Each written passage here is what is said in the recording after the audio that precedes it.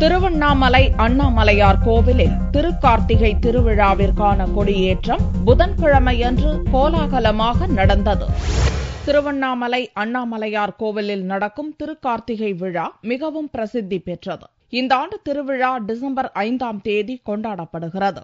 மிகவும் பிரசித்தி பெற்ற இவ்விழாவில் லட்சக்கணக்கான பக்தர்கள் கலந்து கொள்கின்றனர். இதற்கான கொடியேற்றம் புதன்கிழமையன்று காலை வெகு விமர்சையாக நடந்தது. அதிகாலை கோவில் நடை திறக்கப்பட்டு விநாயகர் சமேத முருகர், வள்ளி, தெய்வானை மற்றும் அண்ணாமலையார், உண்ணாமலையம்மனுக்கு சிறப்பு அபிஷேகம் மற்றும் பூஜைகள் நடத்தப்பட்டன. பஞ்சமூர்த்திகள் தங்க கொடிமரம் முன்பு எழுந்தருள வேத மந்திரங்கள் முழங்க மங்கள இசையுடன் கொடிமரத்தில் கொடியேற்றப்பட்டது.